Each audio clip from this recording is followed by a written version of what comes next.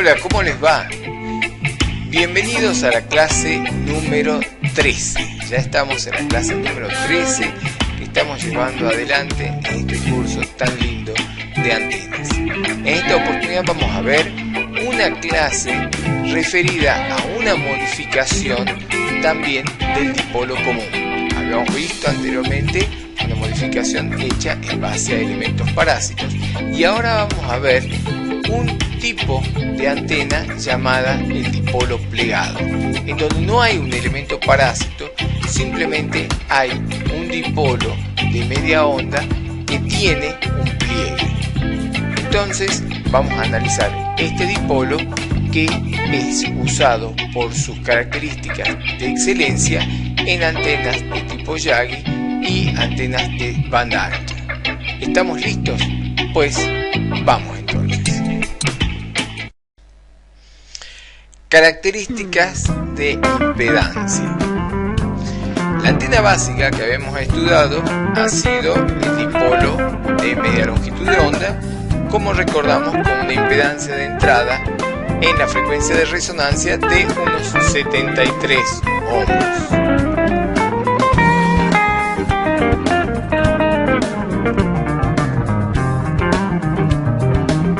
A veces, si la impedancia característica es diferente, como por ejemplo 300 ohms, es conveniente utilizar un dipolo doblado, ya que su impedancia de entrada a la frecuencia de resonancia es 4 veces mayor. La antena tiene una impedancia de entrada de 300 ohms, que es conveniente para una línea como la que vimos en la figura anterior, una línea de tipo bifilar, como esta, una bifilar balanceada. Esa antena es el dipolo plegado. Acá tenemos entonces un dipolo plegado. El análisis de corrientes e impedancia puede realizarse mediante la superposición de dos modelos de análisis.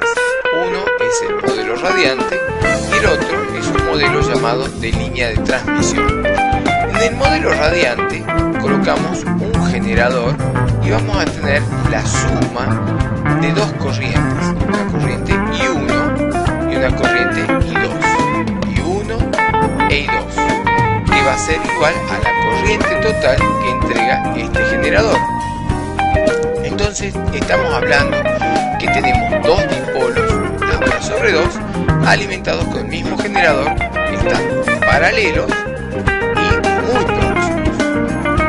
Este entonces sería este modelo, en donde cada uno de estos dipolos está alimentado con la mitad de la tensión B, por eso B sobre 2. Y allí vamos a tener dos corrientes, I1 y otra I1, que va a ser en este caso I2, pero que al analizar el modelo radiante con dos dipolos, a la I2 que teníamos en este esquema la vamos a llamar I1 también, o en algunos casos I1'.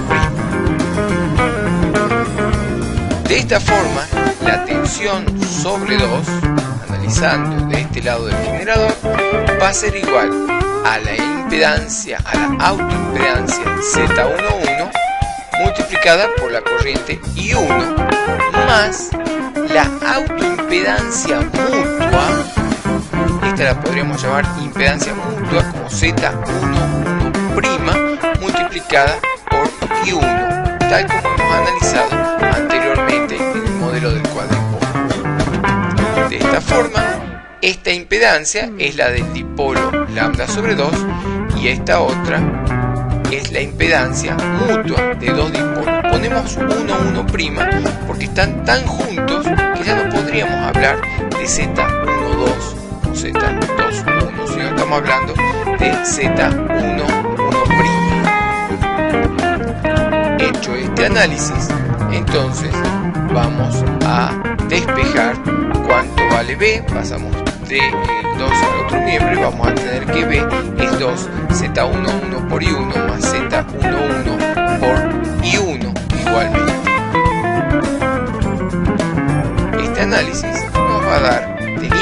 cuenta que Z11 es prácticamente igual a Z11' por estar muy cerca estos dos dipolos, vamos a tener que la tensión es aproximadamente 4Z11 sobre I1, Z11 por I1, y por lo tanto B sobre I1 nos va a dar 4Z11. Esto quiere decir que estamos multiplicando por 4 la autoimpedancia de un dipolo aislado, único, no plegado. Entonces podemos concluir que la impedancia de un dipolo haciendo el análisis como modelo radiante de un dipolo plegado es igual a 4 veces la impedancia del dipolo aislado no plegado. En el análisis de línea de transmisión es un segundo modelo que corresponde a corrientes y tensiones en una línea de transmisión. Entonces también tenemos V2, pero acá vamos a tener una corriente I2 y una corriente I2 generada por un solo generador. Por lo que en este modelo, este análisis de corrientes, mantener un análisis como línea de transmisión, no contribuye a la radiación, pero sí varía el nivel de impedancia debido al valor de la corriente I2. Esto nos va a generar un modelo equivalente. El dipolo plegado equivale a un dipolo simple con un transformador de relación de tensiones 2 a 1 conectado a su entrada. Entonces tenemos que la impedancia del dipolo se refleja en el otro lado teniendo una impedancia en paralelo 2Z total. De esta forma es como llegamos a la conclusión de que es como si tuviéramos un transformador de impedancia 4 veces. Si consideramos que este modelo nos lleva a un dipolo común multiplicado por 4 en paralelo con una componente 2JZ0 por la tangente de KH, donde H es la longitud del dipolo, vamos a ver que si H es lambda sobre 4, lo que obtendríamos sería la tangente de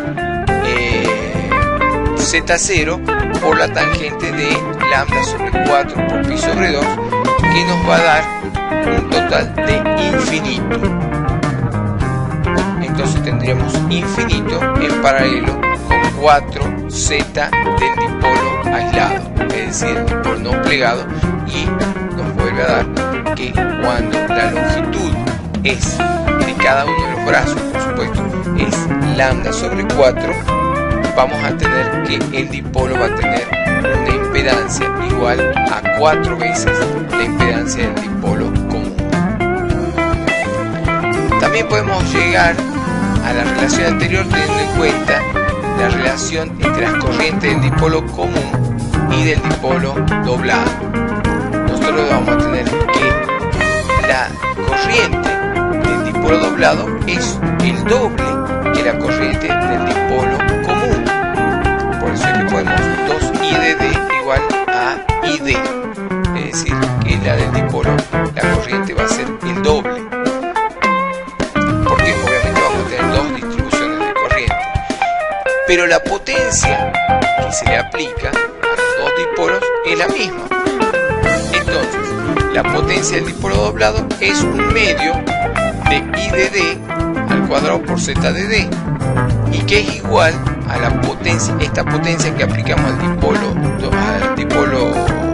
plegado es la misma que la del dipolo común, un medio de ID al cuadrado por ZD. Si nosotros igualamos la potencia del dipolo común con la potencia del dipolo doblado, vamos a obtener una igualdad que nos va a dar finalmente que la impedancia del dipolo doblado es igual a 4 veces la impedancia del dipolo común.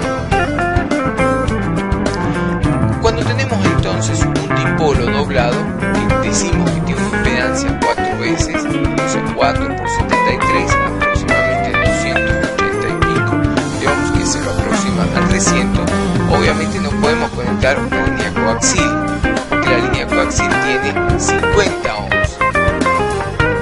Por lo tanto, hay que poner un elemento que se llama simetrizador o balloon. Balloon es balance to unbalance line.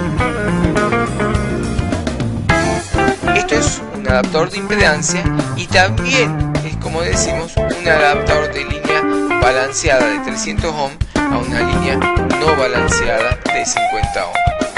Para esto, una forma de calcular el balloon es poner un cable coaxil, que ya vamos a ver cómo es su conexión, cuya longitud es aproximadamente lambda sobre 2, pero más específicamente, dependiendo del factor de velocidad del cable coaxil, que lo podemos tomar en un valor de 0,506 y la frecuencia de trabajo en megahertz, podríamos decir que el largo de este cable total del balloon sería 15.000 por 0,506 dividido la frecuencia en megahertz. Esto nos va a dar este pedazo de conductor de cable coaxil, en donde la línea de transmisión de 50 ohms vamos a conectar todas las mallas entre sí. El vivo se va a conectar a una rama del dipolo plegado y también a la entrada del conductor balloon, y la salida del conductor balloon, después de una distancia de aproximadamente lambda sobre 2, va a venir al otro brazo del dipolo plegado. Acá en esta foto podemos ver más específicamente, venimos con mi cable coaxil,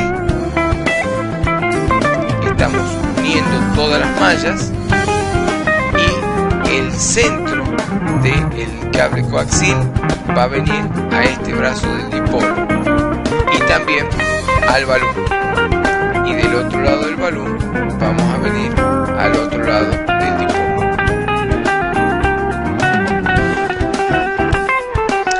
¿Cómo será entonces la característica de radiación? Bueno, la característica de radiación del dipolo doblado en comparación con el dipolo común o de referencia son iguales, ya que la corriente del dipolo doblado en su modo radioactivo tiene la misma fase y están eléctricamente muy cercanas. El hecho de que la distancia entre el dipolo de alimentación o activo con el dipolo que podríamos llamarlo parásito, sea tan chica, entonces se considera que están en fase y por lo tanto no hay un desfasaje, y por lo tanto estamos considerando que el lóbulo de radiación va a ser prácticamente igual. Acá hay una exageración de la característica del lóbulo de radiación y vemos el dipolo común y el lóbulo de radiación del dipolo doblado. Al igual que el dipolo de media onda, el dipolo doblado se puede hacer un poquito más chico, más corto, y eso hace que se elimine la componente reactiva de la impedancia de entrada. Recordemos que siempre al dipolo lambda sobre 4 lo acortamos un poco, al dipolo lambda sobre 2 lo acortamos un poco para eliminar una porción de la componente reactiva capacitiva que tiene. Podemos calcular las dimensiones del dipolo plegado. Acá tenemos un sitio al cual vamos a entrar para hacer un cálculo de el dipolo de tipo plegado. En este sitio www.janpuac.ch electronics dipolfolded.php tenemos un calculador del dipolo plegado. Vemos que tenemos la dimensión D, el pliegue que es la dimensión B, la dimensión A, el pliegue y la dimensión B. Tenemos un radio de valor R y una distancia entre el pliegue, que es E, igual a 2 veces el radio. Para hacer el cálculo simplemente vamos a poner una frecuencia de trabajo, vamos a poner la tradicional 144 MHz, vamos a tomar las longitudes, las unidades en milímetros y vamos a pedirle simplemente que calcule cuántos serían las longitudes. Entonces tendríamos 339 milímetros para un lado, la longitud A, la B sería en ese caso el pliegue, que es para los dos lados igual, de 178,5 milímetros, C es la longitud total del otro brazo, 713,9, la longitud D va a ser 357 y vamos a tener la longitud del gap 17,8, el radio de 56,8 milímetros, el diámetro del conductor 6,9 y la longitud total daría 1.7848 en metros. De esta forma tenemos ya calculado profesionalmente un dipolo plegado.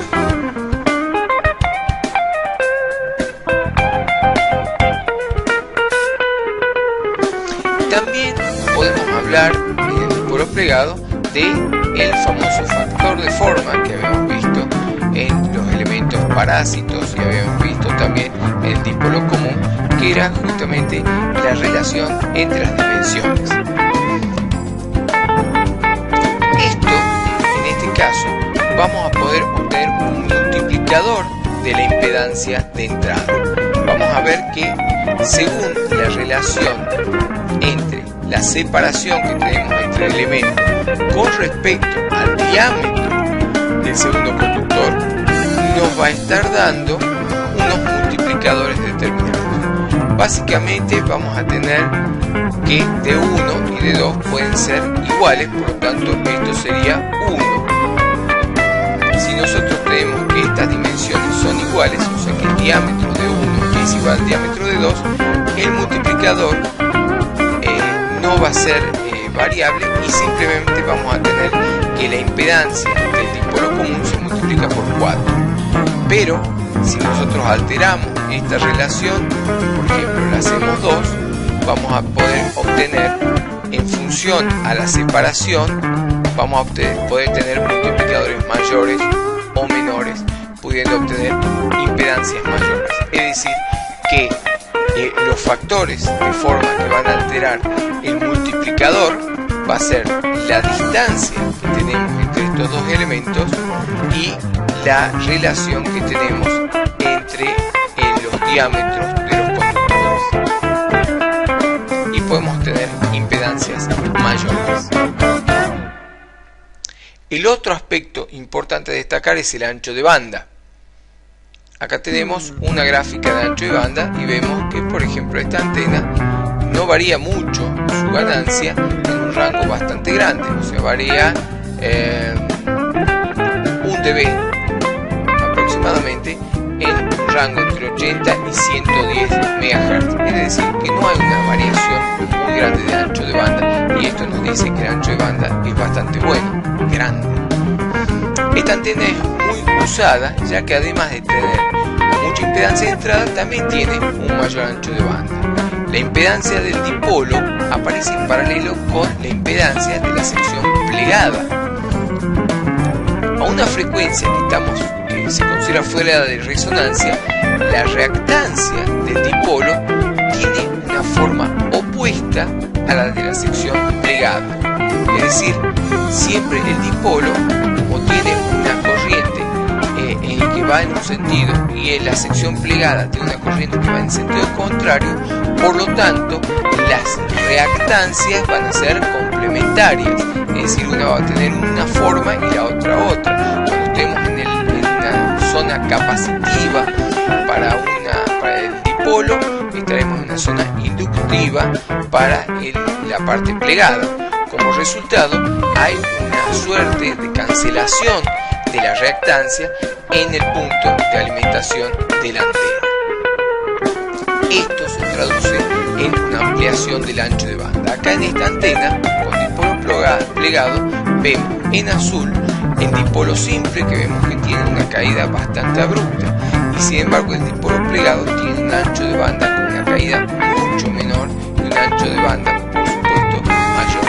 Eso significa que el factor de calidad no es muy alto y por lo tanto, al no tener un factor de calidad alto, no tenemos caídas bruscas de las características de la antena y por lo tanto tenemos un mayor ancho de banda, que es totalmente deseable. A frecuencias que son inferiores a la de resonancia, el dipolo tiene un brazo que consideramos menor a lambda sobre 4, por lo tanto la reactancia en resonancia va a ser capacitiva. En el modo de línea de transmisión, que es el segundo análisis que hicimos, va a ser inductiva y se produce una suerte de compensación. A frecuencias superiores a la de resonancia, el comportamiento es inverso y se produce también la compensación, es lo que estábamos viendo anteriormente, por lo que el ancho de banda del dipolo doblado es mayor a la del dipolo simple. Entonces, el dipolo doblado tiene un ancho de banda equivalente al de un dipolo que ocupe la misma área, pero con impedancia referida a 300 ohms, cosa que lo hace muy útil para ciertas aplicaciones donde la impedancia de referencia tiene el valor de 300. Acá tenemos un dipolo plegado de alambre, que es lo que conocemos como antena de Rombly. Acá tenemos una imagen donde tenemos ya un balón con una alimentación con coaxil. Acá tenemos una alimentación con línea bifilar simétrica. Acá tenemos el conjunto que viene preparado para la antena de tipo Rombly, ya con separadores, aisladores entre los dos conductores. Incluso viene con una carga fija. El radioaficionado II5RM plantea un dipolo plegado para 11 metros, y acá está una foto de su dipolo plegado para 11 metros de alambre. Tiene unas características muy lindas para 27,2 MHz, o sea, en el área de banda ciudadana. Tiene un ancho de banda de 6 MHz con menos de 1,5 de ROE, y si nos vamos a un ancho de banda de 10 MHz tenemos un ROE de 2. Podemos ver una característica de lo que es la impedancia tanto de las componentes resistiva como reactiva, y vemos que justamente para la frecuencia de resonancia la componente resistiva adquiere su máximo valor y la componente reactiva justamente adquiere su mínimo valor, siendo la componente reactiva muy baja en todo el ancho de banda que estamos considerando. O sea, tenemos una buena resistencia de radiación, la parte resistiva, y tenemos una muy baja, llega como máximo a 20 ohmios, la parte reactiva, capacitiva en este caso, y en frecuencia de resonancia tenemos lo que más deseamos, es decir, una reactancia nula. Aquí tenemos algunas imágenes de dipolos plegados, un dipolo plegado simple y un dipolo plegado aplicado a una antena que ya vamos a ver en próximas clases, que es la antena Yagi. Acá una antena comercial, la BD21G, que es un dipolo plegado, que tiene como especificaciones que la polarización puede ser vertical u horizontal, la impedancia es de 50 ohms porque ya viene con el simetrizador Walum, con potencia máxima de 150 vatios, una relación de onda estacionaria menor a 1,5, y se pueden montar en mástiles de 30 a 58 milímetros de diámetro. Tiene un diagrama de radiación, como podemos ver, de un tipo similar en el plano B, en el plano del campo eléctrico, un diagrama de radiación similar a lo que sería el dipolo común. En el plano H también un diagrama de radiación omnidireccional similar al que tiene el dipolo común. En cuanto al ROE, podemos ver que el ROE en la frecuencia de resonancia, es decir, la relación de ondas estacionarias en la resonancia, se hace mínima dependiendo, por supuesto, del tipo de antena que estamos considerando. Los anchos de banda, dependiendo del tipo de la antena, vamos a tener entre 10 a 75 MHz de ancho de banda, dependiendo del modelo de antena. Otra alternativa es el dipolo plegado circular, que es igual al anterior, pero tiene una característica que es totalmente omnidireccional y se usa sobre todo en recepción. Acá tenemos el modelo IKS1FM, DAB300, que tiene un rango de frecuencia de 87 a 108 MHz, justamente para FM, una ganancia que es 1, una relación frente-espalda 0, porque justamente decimos que es totalmente omnidireccional y por lo tanto no hay una relación frente-espalda. Es una antena de recepción terrestre de FM y es de tipo circular omnidireccional. Acá tenemos entonces el diagrama de radiación, y vemos que en el plano eléctrico, o sea, en el campo eléctrico, es totalmente omnidireccional, disminuyendo al mínimo la directividad y teniendo radiación incluso en el plano del eje de la antena. Acá tenemos la respuesta en frecuencia, que vemos que va desde los 80 hasta los 100 MHz con una caída de apenas 1 dB, incluso un poco menos, 0,8 dB. Vamos a la ronda de preguntas. Como siempre, planteamos las preguntas, detienen el video, contestan la más adecuada y a continuación prenden el video para ver cuál es la que se resalta. 1. ¿Para qué tipo de líneas de transmisión es más conveniente el dipolo plegado? ¿Para líneas balanceadas, para líneas desbalanceadas o para guías de onda? Detenemos el video, contestamos y la respuesta correcta es para líneas balanceadas. 2. ¿Cuánto más impedancia tiene un dipolo plegado con respecto a un dipolo de media onda normal?